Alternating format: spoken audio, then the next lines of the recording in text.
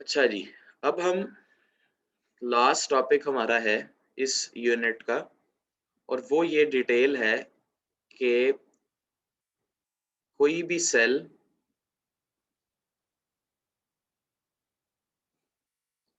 ठीक है। Last topic is about कि ये जो कीमियोस्मोसिस या ऑक्सीडेटिव फॉस्फोरिलेशन का प्रोसेस है ये कैसे होता है।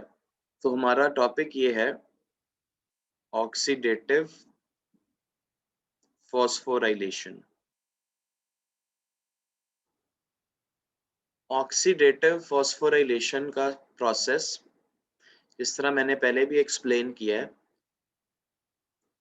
फॉस्फोराइलेशन का मतलब होगा formation of ATP. Oxidative phosphorylation का मतलब होगा formation of ATP in the presence of oxygen. Oxidative phosphorylation, formation of ATP in the presence of oxygen, और जो इसका मैकेनिज्म होगा उसको बोला जाएगा कीमियोस्मोसिस। तो अब हम ये देखते हैं कि ये ऑक्सीडेटिव फॉस्फोरिलेशन कैसे होती है। ठीक है जी, इसके लिए हमें फिर दोबारा से ये स्ट्रक्चर देखना पड़ेगा माइटोकॉन्ड्रिया का।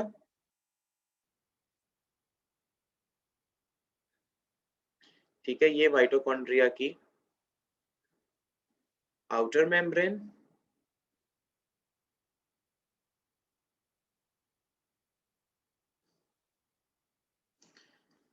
और हमें दूसरा ये पता है कि माइटोकॉन्ड्रिया की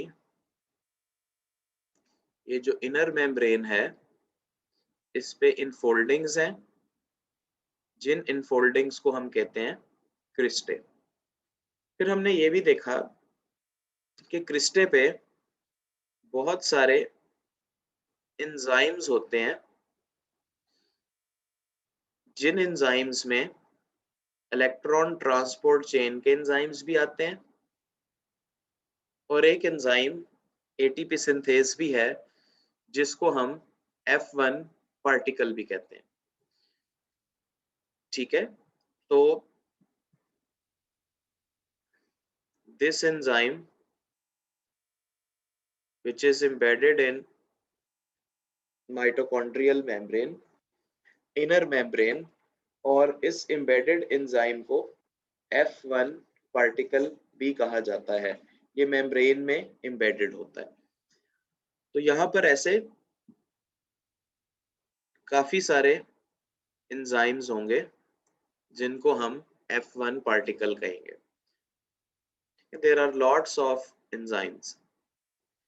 ये जो F1 पार्टिकल है ये हमने पढ़ा था, ये असल में एटीपी सिंथेसाइज करने वाला एंजाइम है जिसको हम कहते हैं एटीपी सिंथेज। तो F1 particle is actually ATP synthase. Secondly, यहाँ पर माइटोकॉन्ड्रिया की इनर मेम्ब्रेन पे इलेक्ट्रॉन ट्रांसपोर्ट चेन के कंपोनेंट्स होंगे। ठीक है, यहाँ पर हम इलेक्ट्रॉन ट्रांसपोर्ट चेन के कंपोनेंट्स होंगे, उसको हम यहाँ पर ये थोड़ा सा मेम्ब्रेन को यहाँ से मैं रिमूव करके और इस जगह पर उनको ड्रॉ करता हूँ। मसलन इलेक्ट्रॉन ट्रांसपोर्ट चेन के कंपोनेंट्स क्या होते हैं? Coenzyme,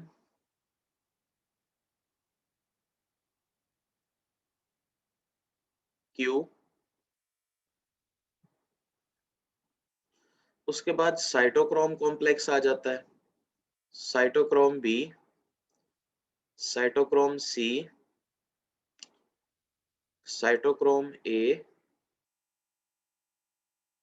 and cytochrome A3।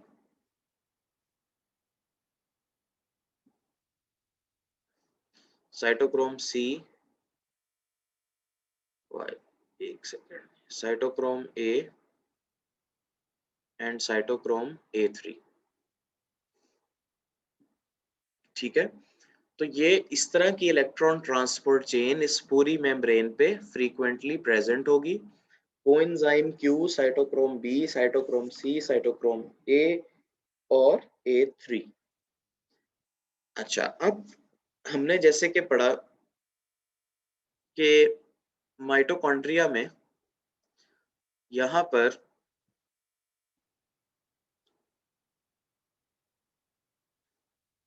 Krebs cycle हो रहा है।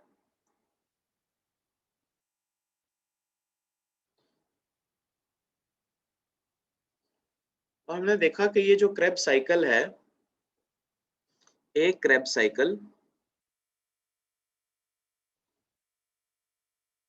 ये जो एक क्रेब्स साइकिल है, ये यहाँ पर हमें एक एटीपी भी देता है, एक क्रेब्स साइकिल, जिस एटीपी को हम कहते हैं कि this is substrate level ATP. अच्छा जी, लेकिन क्रेब्स साइकिल इस सबस्ट्रेट लेवल एटीपी के साथ साथ दो चीजें और भी देता है, NADH, और उसके साथ साथ देता है FADH2। एक क्रेब्स साइकिल, जैसे कि हमने कल इसको समराइज भी किया, एक क्रेब्स साइकिल 3 NADH देगा और एक FADH2 देगा।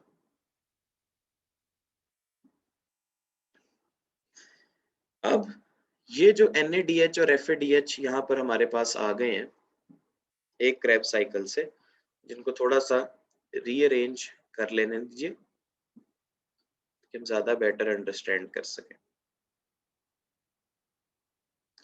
चलिए, ये जो एक क्रेब्स साइकिल है, ये हमें 3 NADH और ये क्रेब्स साइकिल हमें 3 NADH के साथ साथ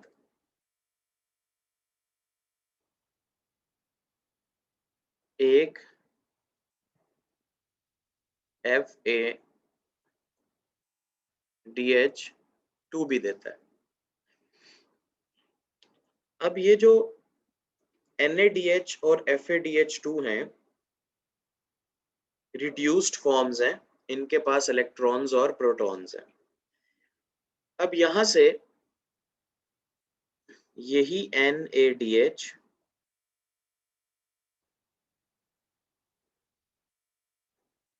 जाएगा कोएंजाइम Q के पास। अच्छा, NADH कोएंजाइम Q के पास जाएगा और खुद कन्वर्ट हो जाएगा NAD पॉजिटिव। तो ये जब कोएंजाइम Q के पास जाकर NAD पॉजिटिव में कन्वर्ट हो जाएगा,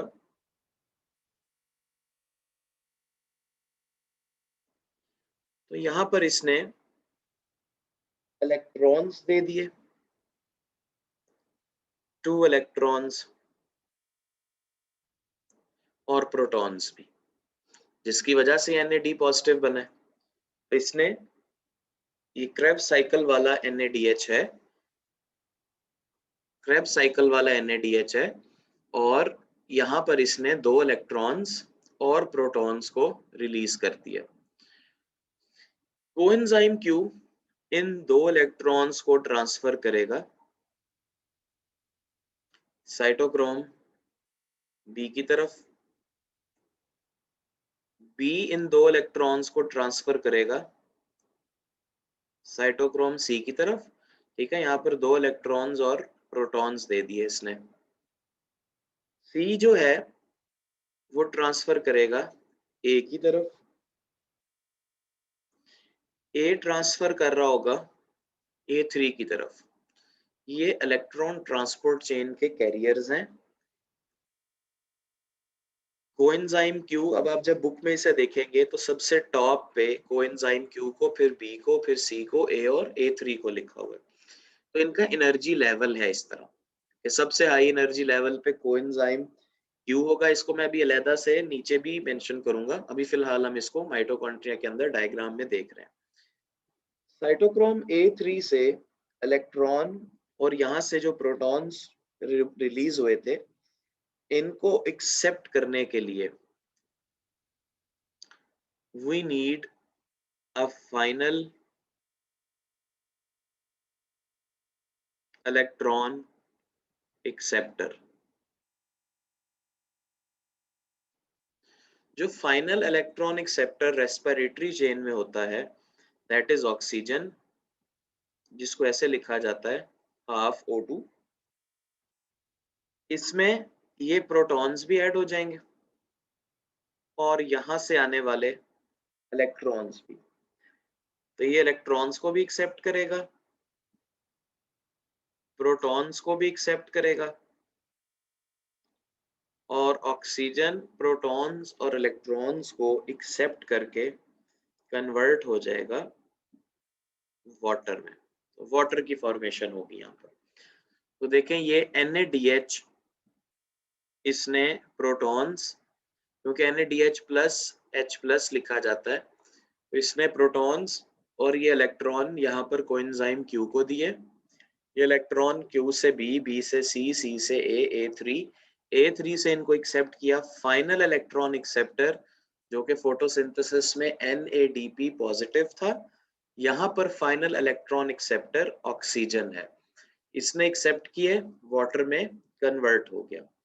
लेकिन इस प्रोसेस के साथ साथ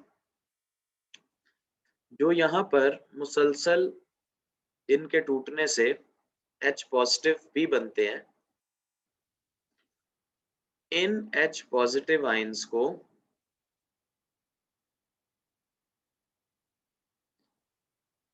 यहां से मुसलसल इस साइटोक्रोम कॉम्प्लेक्स से पंप किया जाता है इंटर मेम्ब्रेनस स्पेस में। जो दोनों मेम्ब्रेन्स के दरमियान स्पेस है, इसको हम माइटोकॉन्ड्रिया में डिटेल से पढ़ चुके हैं, इसको आउटर कंपार्टमेंट या इंटर मेम्ब्रेनस स्पेस भी कहा जाता है। पूरे माइटोकॉन्ड्रिया में यही हो रहा होता है कि इंटर मेम्ब्रेनस स्पेस में हाइड्रोजन आयंस की कंसंट्रेशन ज्यादा होती है। अब क्योंकि हाइड्रोजन आयंस की कंसंट्रेशन इंटरमेम्ब्रेनस स्पेस में ज्यादा है, इस वजह से जब इलेक्ट्रॉन ट्रांसपोर्ट चेन से ये इलेक्ट्रॉन्स गुजरते हैं तो इनकी एनर्जी को कपल करके हाइड्रोजन आयंस को, and we know that inner compartment is actually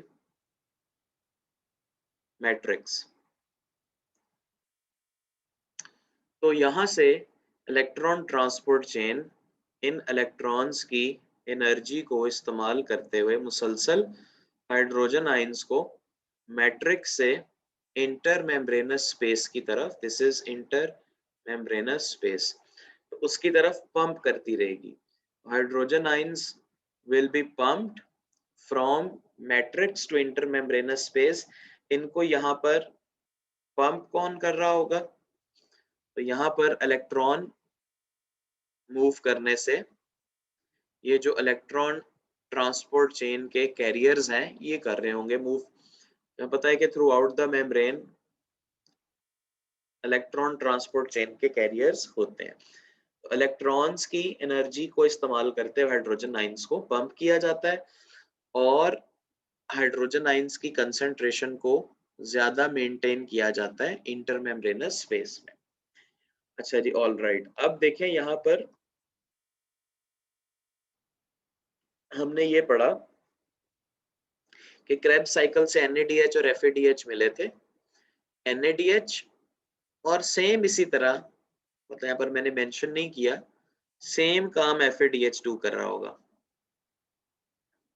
ये भी कोएंजाइम क्यू के पास जाएगा, प्रोटॉन्स और इलेक्ट्रॉन्स को रिलीज करेगा, वो इलेक्ट्रॉन्स इस इलेक्ट्रॉन ट्रांसपोर्ट चेन से मूव करेंगे, जिनको फाइनल एक्सेप्टर ऑक्सीजन एक्सेप्ट करके वाटर में कन्वर्ट हो जाएगा। और इस इलेक्ट्रॉन्स की साइटोक्रोम कॉम्प्लेक्स इसको पंप कर रहा होगा। इस इलेक्ट्रॉन की ट्रांसपोर्ट को कपल कर दिया जाता है हाइड्रोजन आयंस की पंपिंग से। हाइड्रोजन आयंस को मैट्रिक्स से स्ट्रोमा में पंप किया जाता है।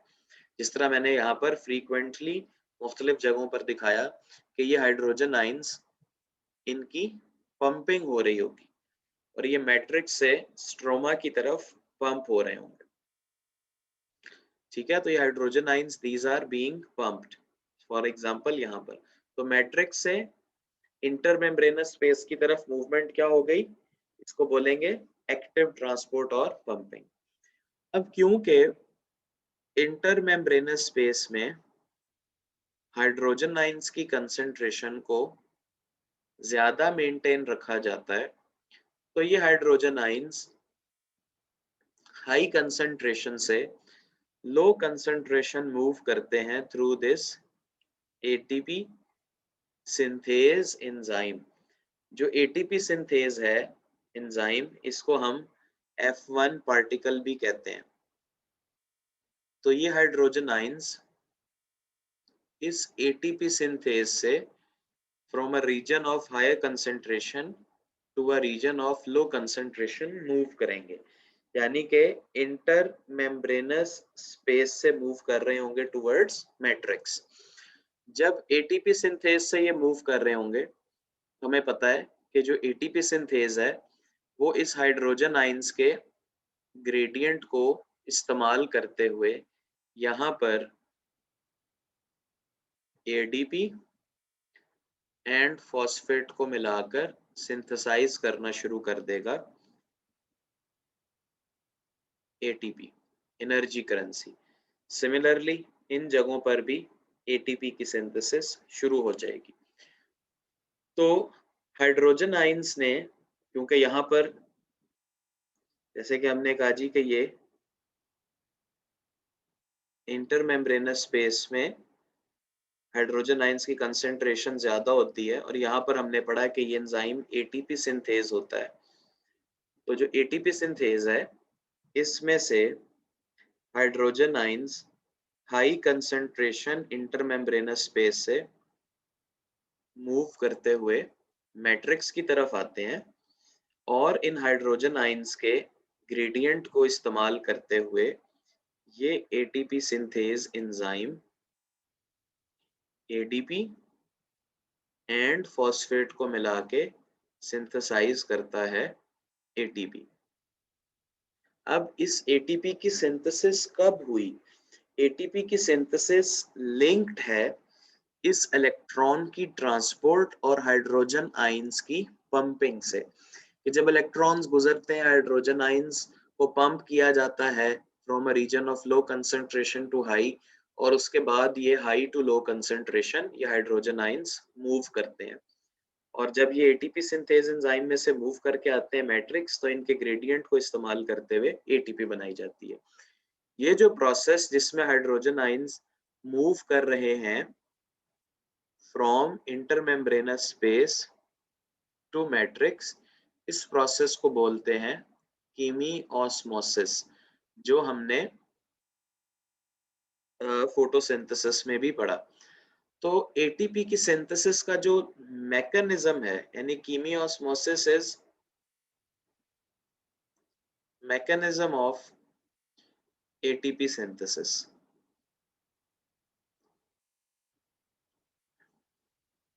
क्योंकि ये एटीपी सिंथेसिस ऑक्सीजन की प्रेजेंस में हो रही है, इसलिए इस एटीपी सिंथेसिस को हम कहेंगे ऑक्सीडेटिव फॉस्फोरिलेशन।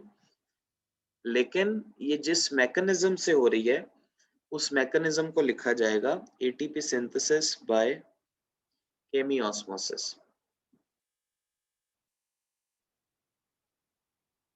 ऑल राइट, तो formation of ATP is called oxidative phosphorylation oxidative phosphorylation takes place by the process of chemiosmosis. तो ये मैकेनिज्म ऑफ एटीपी सिंथेसिस होगा जिसमें हाइड्रोजन आयंस हाई कंसंट्रेशन से लो कंसंट्रेशन की तरफ मूव करेंगे। I hope सबको ये बात समझ आ गई।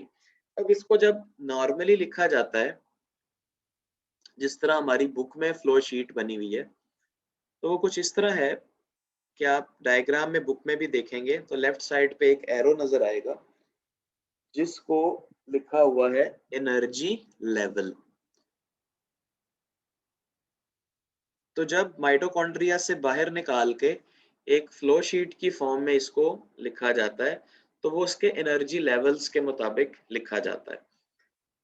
अच्छा जी, अब एनर्जी लेवल के मुताबिक क्या है, इस सबसे इलेक्ट्रॉन कैरियर्स में से सबसे टॉप पे होता है कोएंजाइम क्यू, उसके बाद साइटोक्रोम बी, फिर साइटोक्रोम सी, फिर साइटोक्रोम ए और लास्ट पे साइटोक्रोम A3। तो सबसे पहले coenzyme Q, cytochrome B, C, A and A3। A और A3 को कलेक्टिवली ए कॉम्प्लेक्स भी कहा जाता है, साइटोक्रोम ए कॉम्प्लेक्स।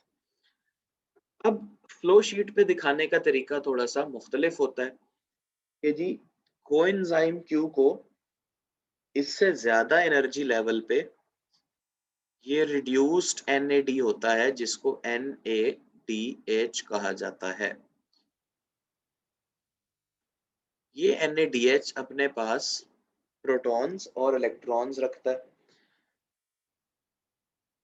पहले हमने डायग्राम में देखा है, अब हम इसी चीज को फ्लो शीट की फॉर्म में देख रहे हैं डायग्राम से हटके। तो ये कन्वर्ट हो जाएगा NAD पॉजिटिव में। इसने यहाँ पर जब NAD से ये बना तो इसने इस जगह पर ये 2 इलेक्ट्रॉन्स डोनेट कर दिए।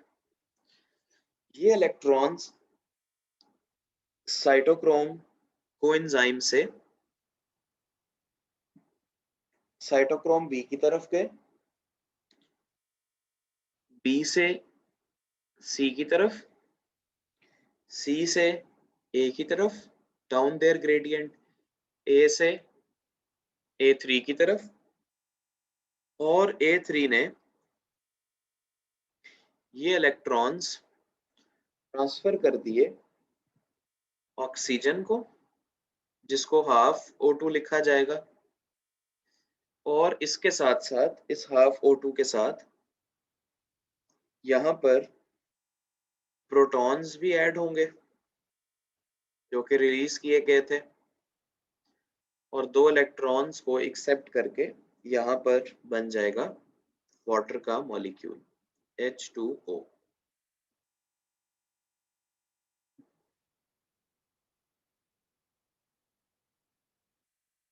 ठीक है जी।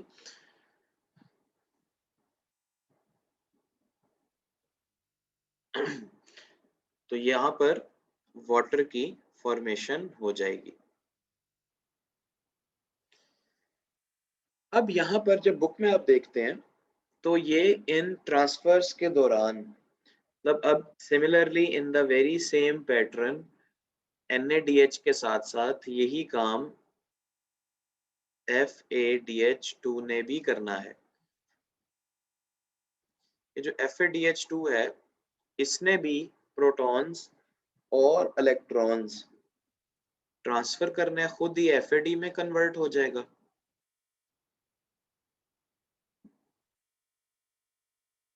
और इलेक्ट्रॉन्स को इस जगह पर ट्रांसफर कर देगा और वो भी फिर सिमिलरली इसी तरह चेन में मूव होते आएंगे, एक्सेप्ट होंगे और वाटर बन जाएगा। अब यहाँ पर जिस तरह NAD से NADH बना, तो बुक में यहाँ पर इस पॉइंट पे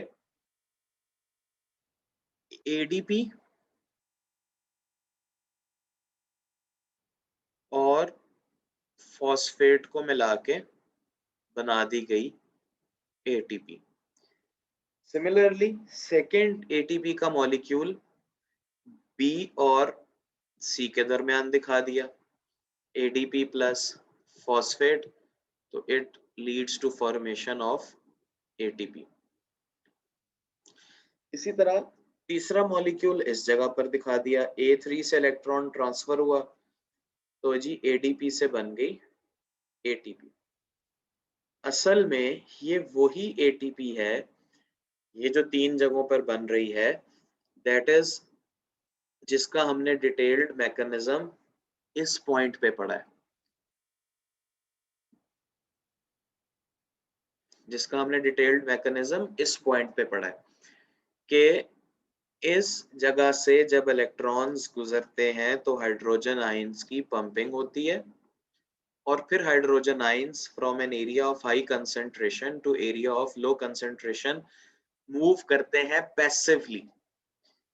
हाइड्रोजन आयंस पैसिवली मूव करते हैं from inter membranous space to matrix।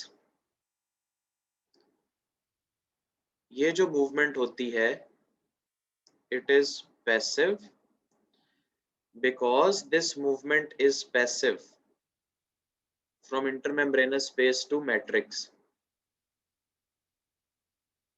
That is why this movement and this process is called as chemiosmosis।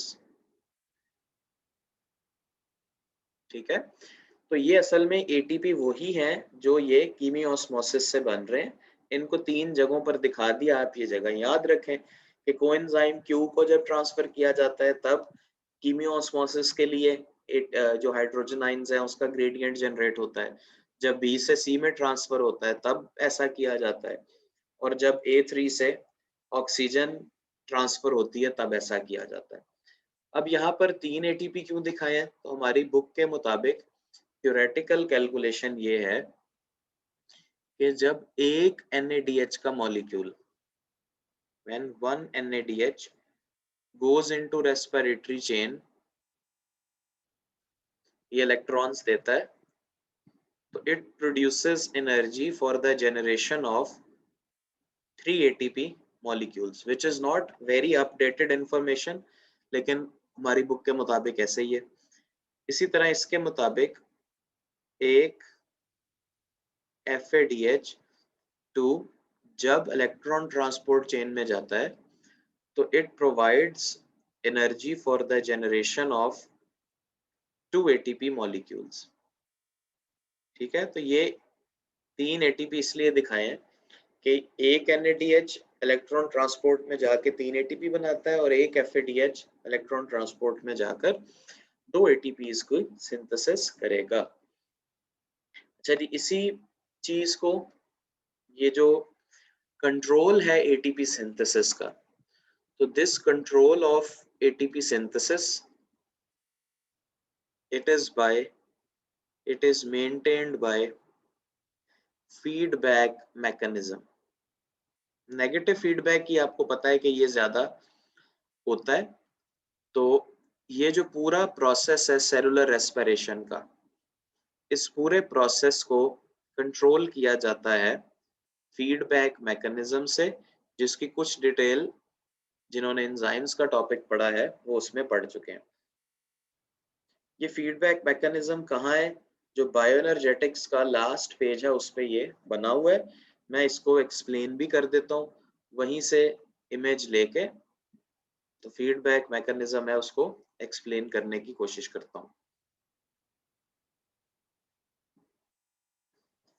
ठीक है, तो ये वो इमेज है। ठीक है, फीडबैक मैकेनिज्म के लिए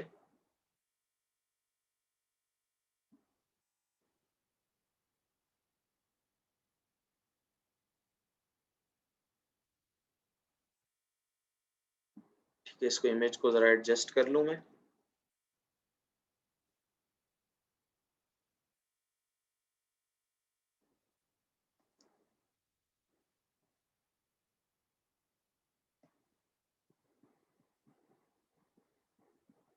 ठीक है, आप इस इमेज को बुक से भी देख सकते हैं।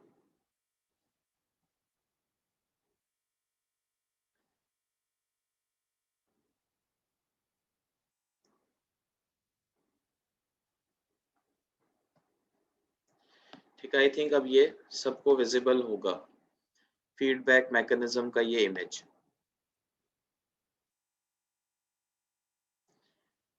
अच्छा जी, इसमें देखिए आप बेशक बुक से इसको साथ साथ देख लें।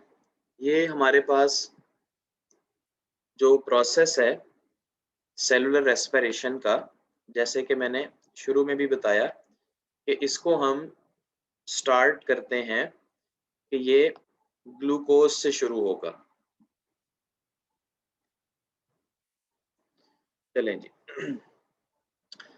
ग्लूकोज, ग्लूकोज से बना ग्लूकोज 6 फॉस्फेट, ये प्रोसेस आपको पता है कि ये ग्लाइकोलिसिस का है। फिर उससे बना fructose 6 phosphate, fructose 1,6 bis phosphate, फिर इवेंचुअली वो एक G3P में स्प्लिट हुआ, फिर सीरीज ऑफ रिएक्शन से कन्वर्ट हो गया पायरुवेट में।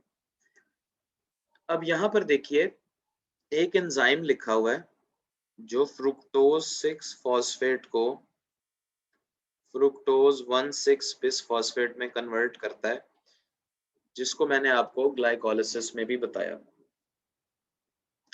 ये एंजाइम है फॉस्फोफ्रुक्टोकाइनेज। फॉस्फोफ्रुक्टोकाइनेज एंजाइम, इसका सबस्ट्रेट फ्रुक्टोज 6 फॉस्फेट है, इसकी प्रोडक्ट फ्रुक्टोज 1,6 बिस फॉस्फेट है। अच्छा जी, फिर जब पायरुवेट बन जाता है ग्लाइकोलिसिस के एंड पे,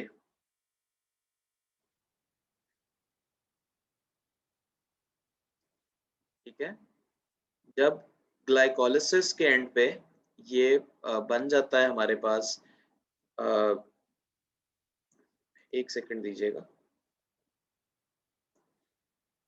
अच्छा पायरुवेट, तो आपको याद होगा हमने एक रिएक्शन पढ़ा था पायरुविक एसिड ऑक्सीडेशन, जिसमें पायरुवेट डी कार्बोक्सिलेज एंजाइम का जिक्र किया था। वो पायरुवेट को कन्वर्ट करता है एसिटाइल कोए में। Acetyl CoA electron transport chain में चला जाता है, सॉरी क्रेब्स साइकिल में। क्रेब्स साइकिल से हमने देखा कि NADH मिलता है, और जो NADH है वो फर्दर फिर मूव कर जाता है इलेक्ट्रॉन ट्रांसपोर्ट चेन, और उसके साथ साथ फिर यहाँ पर ATP सिंथेसिस होती है by the process of chemiosmosis. ATP synthesis by the process of कीमियोस्मोसिस।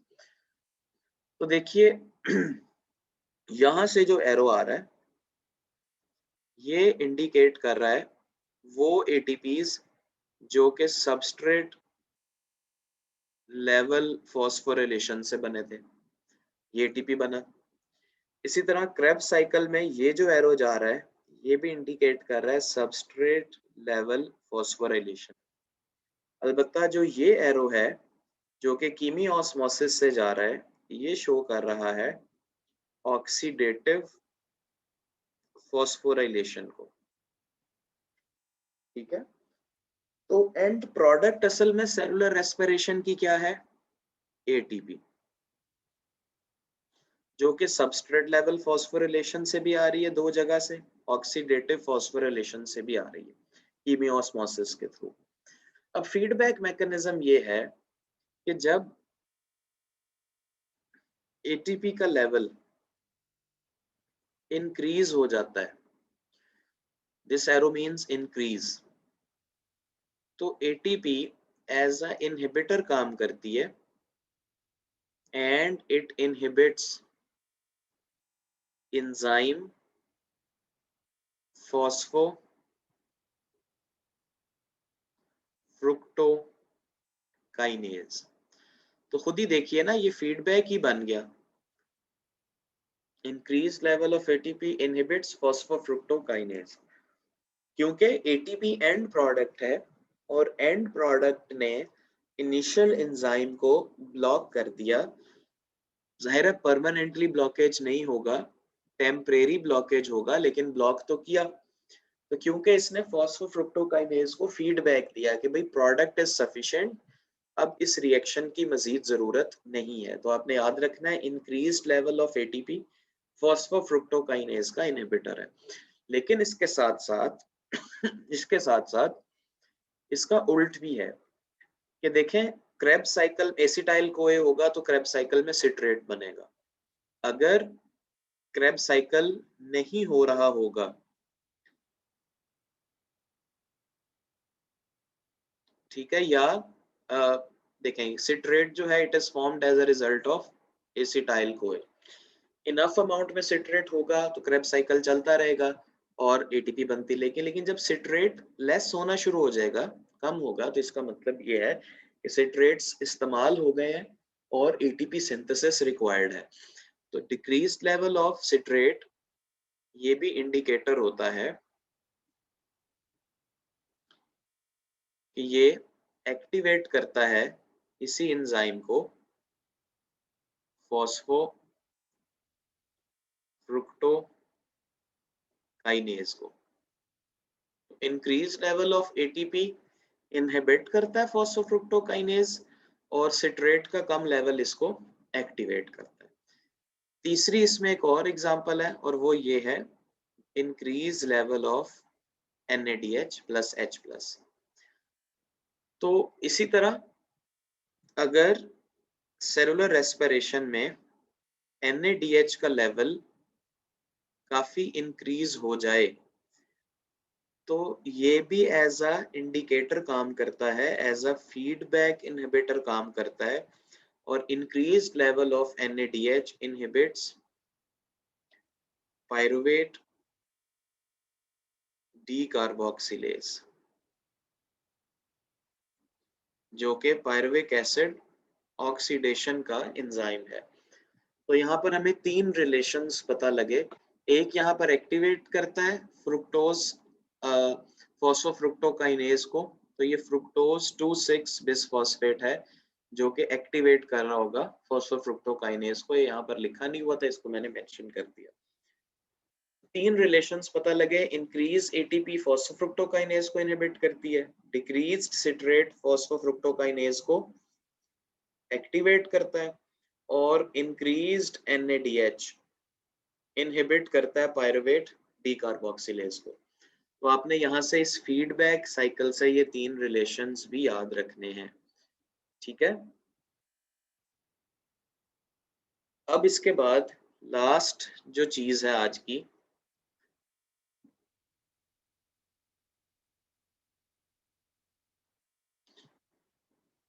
वो हम जितनी भी हमने सेलुलर रेस्पिरेशन पढ़ी है हम उसकी कैलकुलेशन कर लेते हैं। Calculation related to cellular respiration.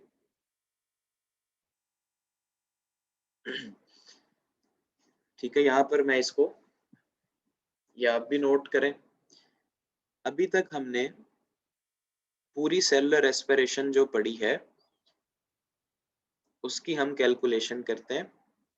Calculation of ATP from one molecule of glucose. कि भाई जब एक ग्लूकोज का मॉलिक्यूल ब्रेक होगा सेलुलर रेस्पिरेशन में,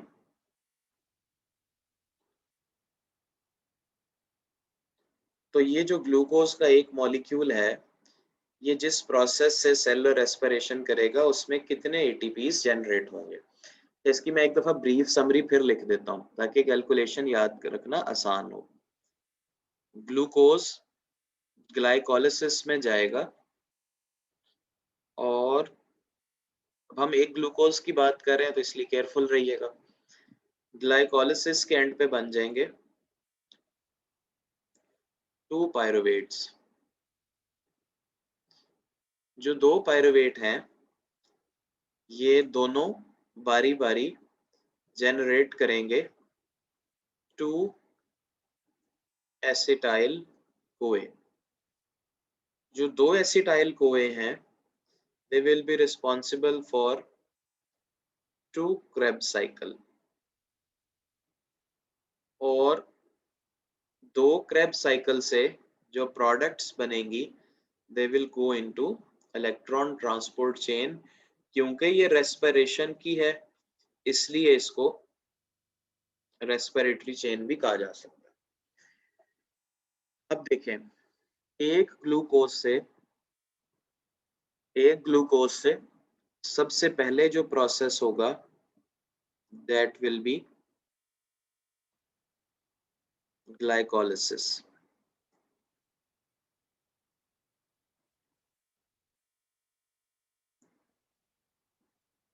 ठीक है, ग्लाइकोलिसिस कंप्लीट हो गई तो सेकंड स्टेप होगा, जिसको मैं एब्रीविएट करूंगा पायरुविक एसिड ऑक्सीडेशन, और फिर लास्ट पे होगा क्रेब्स साइकिल।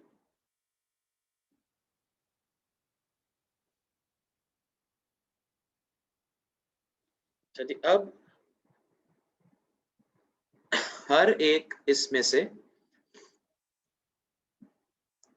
हर प्रोसेस में दो तरह से एटीपी बनती है। एक इसमें तरीका है सबस्ट्रेट लेवल फॉस्फोराइलेशन का, जो मैंने बताया। ये जो सबस्ट्रेट लेवल फॉस्फोराइलेशन है, ये वो एटीपी है जो एंजाइमेटिक रिएक्शंस में डायरेक्टली बनती है। तो हर इस प्रोसेस में एटीपीज की फॉर्मेशन सबस्ट्रेट लेवल फॉस्फोराइलेशन से हो सकती है। अच्छा जी, अब आप सब रिकॉल करें कि मैंने आपको बताया था ग्लाइकोलिसिस में कितने सबस्ट्रेट लेवल एटीपीज बन सकते हैं। इनफैक्ट कितने बनते हैं ग्लाइकोलिसिस में? Yes, all right, 4।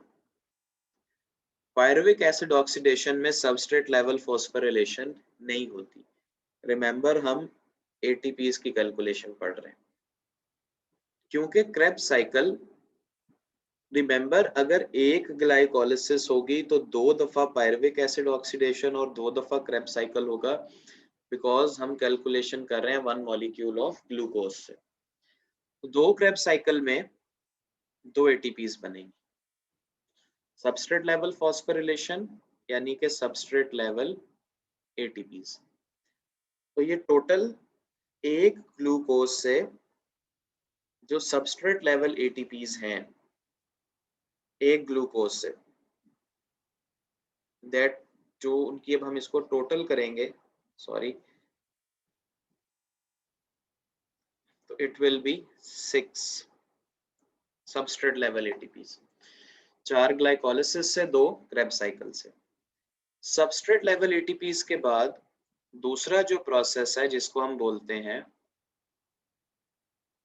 Oxidative phosphorylation, that ATP which is synthesized in the presence of oxygen। और हमें पता है कि ऑक्सीडेटिव फॉस्फोराइलेशन में जो एटीपी है वो बनती है कीमियोस्मोसिस से। अब जो कीमियोस्मोसिस है ऑक्सीडेटिव फॉस्फोराइलेशन में, हमें पता है कि उसमें एटीपी बनाता है NADH और उसके साथ साथ FADH2। ठीक है, तो NADH और FADH2 एटीपी यहाँ पर बनाते हैं। अब जो ग्लाइकोलिसिस है, ठीक है, अब आप साथ साथ हो मेरे और आंसर करते जाएं साथ साथ। जो ग्लाइकोलिसिस है, इसमें हमें पता है कि 1 ग्लाइकोलिसिस प्रोड्यूसेस 2 NADH। ऐसे ही है ना, एक ग्लाइकोलिसिस के रिजल्ट में 2 NADH बनेंगे, और ग्लाइकोलिसिस से कोई भी FADH2 नहीं बनता, तो 0 FADH2। ठीक है, सबस्ट्रेट लेवल फॉस्फोराइलेशन और सेकंड हम पढ़ रहे हैं कि कीमियोस्मोसिस NADH और FADH2 से कितने ATP बनते हैं। तो 2, अब आपको पता है कि एक NADH कितने ATPs के बराबर होता है? 3। तो 2 NADH को जब आप 3 ATP से मल्टीप्लाई करेंगे, FADH तो 0 है इसलिए यहाँ पर ये काउंट नहीं होगा। टोटल ऑफ 6 ATPs, ठीक है। तो ग्लाइकोलिसिस के रिजल्ट में अगर हम इसमें वो भी काउंट कर लें कीमियोस्मोसिस से बनने वाले ATPs को भी, तो रिजल्ट ये होगा कि 4 सबस्ट्रेट लेवल ATPs टोटल और 6 ATPs ऐसे होंगे जो कि कीमियोस्मोसिस से बनेंगे। तो ग्लाइकोलिसिस के रिजल्ट में including ATPs of oxidative phosphorylation ये टोटल आ गए 10। अगर हम ऑक्सीडेटिव फॉस्फोरिलेशन काउंट नहीं करेंगे तो ये 4 रहेंगे। नेक्स्ट, पायरुविक एसिड ऑक्सीडेशन में हमने देखा कि सबस्ट्रेट लेवल कोई भी नहीं बना, लेकिन पायरुविक एसिड ऑक्सीडेशन क्योंकि 2 दफा हो रही है इसलिए यहाँ पर भी 2NADH multiplied by 3 ATP, तो रिजल्ट आ जाएगा 6 ATPs। क्योंकि पायरुविक एसिड ऑक्सीडेशन में कोई भी FADH2 नहीं बनता इसलिए यहाँ पर FADH2 की ATPs नहीं होंगी। तो पायरुविक एसिड ऑक्सीडेशन से जो NADH बनते हैं ये रेस्पिरेटरी चेन में जाकर 6 ATPs को जनरेट करेंगे क्योंकि एक जो NADH है वो 3 ATP बनाता है। Now coming to Krebs cycle. जो क्रेब्स साइकिल है, क्रेब्स साइकिल में थोड़ा सा डिफरेंस ये होगा कि यहाँ पर NADH और FADH2 दोनों बनते हैं। अब आप मुझे आंसर कीजिए कि एक क्रेब साइकिल से 3 NADH बनते हैं तो 2 के लिए हम कितने लिख रहे होंगे? 6। ऑल राइट, तो क्रेब साइकिल में बनते हैं 6 NADH मल्टीप्लाइड बाय 3 ATP, तो आंसर आ जाएगा 18 ATPs जो कि क्रेब साइकिल से बनने वाला NADH रेस्पिरेटरी चेन से बनाएगा। क्रेब साइकिल एक FADH बनाता है तो 2 क्रेब साइकिल 2 FADH2 बनाएंगे, इसको हम 2 से मल्टीप्लाई करेंगे तो रिजल्ट आ जाएगा 4 ATPs। एज अ रिजल्ट 18 और 4, 18 और 4, तो टोटल ATPs जो के यहाँ पर कीमियोस्मोसिस से बन रहे होंगे क्रेब साइकिल के रिजल्ट में, they will be 22 ATPs as a result of NADH and FADH2 of Krebs cycle।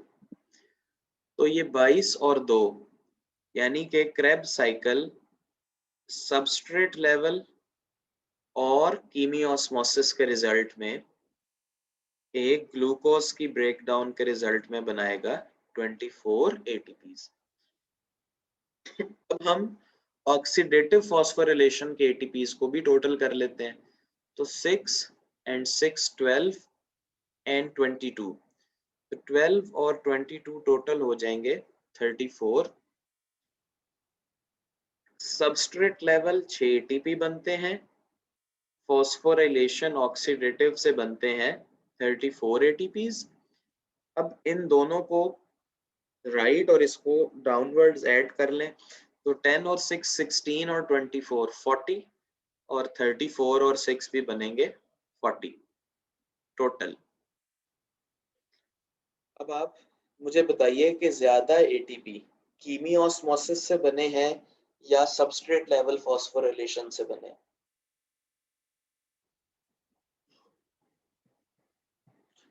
ज्यादा एटीपी कीमियोस्मोसिस से बने हैं या सबस्ट्रेट लेवल फॉस्फोरिलेशन से बने? यस, वेरी राइट, ज्यादा एटीपी कीमियोस्मोसिस से बने हैं।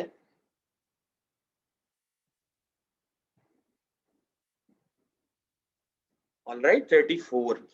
और सबस्ट्रेट लेवल बनते हैं 6। इन तीनों रिएक्शंस में से ग्लाइकोलिसिस, पायरुविक एसिड ऑक्सीडेशन और क्रेब्स साइकिल, इन तीनों में से सबसे ज्यादा एटीपी कौन सा प्रोसेस जनरेट करता है? ग्लाइकोलिसिस, पायरुविक एसिड ऑक्सीडेशन और क्रेब्स साइकिल। बिल्कुल, क्योंकि क्रेब्स साइकिल दो सबस्ट्रेट दो दफा होगा एक ग्लूकोज से, तो दो सबस्ट्रेट लेवल। ये आपने चीज याद रखनी है कि ये जो 2 एटीपीज है ना, ये 1 इन ईच है, इस बात को याद रखना है। ये जो 6 NADH लिखे हैं, ये हर क्रेब साइकिल में 3-3 करके होंगे। ऑलराइट, अब हमारे पास ये कैलकुलेशन आ गई कि जी 40 एटीपीज किस तरीके से बनते हैं। अब हम बात करते हैं नेट गेन की।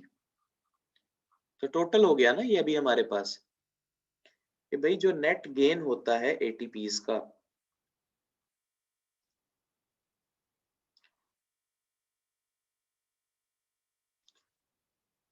Net gain of ATPs, cells की जो दो बेसिक टाइप्स हैं, prokaryotic cell and eukaryotic cell, वो उसमें कैलकुलेट करना होता है। तो net gain of ATP in these two types of cells, prokaryotic cell में कितना होगा, इस बात को ध्यान से सुनिएगा, और यूकैरियोटिक सेल में कितना होगा। देखिए, प्रोकैरियोटिक सेल में ऑर्गेनेलिस नहीं है, इसका मतलब ये है कि इसका सारा प्रोसेस साइटोप्लाज्म में होगा। क्रेब्स साइकिल भी साइटोप्लाज्म में, पायरुविक एसिड ऑक्सीडेशन भी साइटोप्लाज्म में और ग्लाइकोलिसिस भी साइटोप्लाज्म में। तो प्रोकैरियोटिक सेल में 40 एटीपीज बनेंगे टोटल, यूकैरियोटिक सेल में भी 40 एटीपीज होंगे टोटल। लेकिन नेट के लिए 40 में से 2 निकाल देंगे। ये 2 कौन से वाले होंगे जिनको हम माइनस कर रहे हैं? ये 2 एटीपीज वो हैं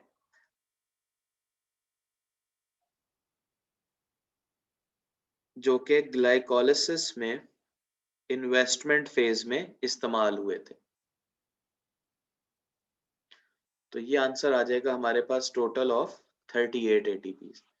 तो प्रोकैरियोटिक सेल में जो नेट गेन ऑफ एटीपी है दैट इज 38। यूकैरियोटिक सेल में इस तरह करेंगे, 40 में से 2 निकालेंगे, और ये 2 कौन सा होगा? That is used in investment phase of glycolysis. तो आंसर आ जाएगा 38। 38 में से मजीद 2 निकालने पड़ेंगे। उसकी वजह क्या है? उसकी वजह ये है कि ये जो यूकैरियोटिक सेल है, इसमें पायरुवेट को माइटोकॉन्ड्रिया तक जाना होता है, NADH की ट्रांसपोर्टेशन रिक्वायर्ड होती है। तो हम 2 एटीपीज और निकालते हैं that are used in transport of substrates. As a result eukaryotic cell में नेट गेन हमारे पास 36 एटीपीज का आता है। प्रोकैरियोटिक सेल में नेट गेन 38 एटीपीज का आता है। ठीक है जी, ये हमारा बायोएनर्जेटिक्स का टॉपिक कंप्लीट हो गया। कल हम क्लास में इंशाल्लाह यूनिट 4 स्टार्ट करेंगे, दोनों क्लासेस में।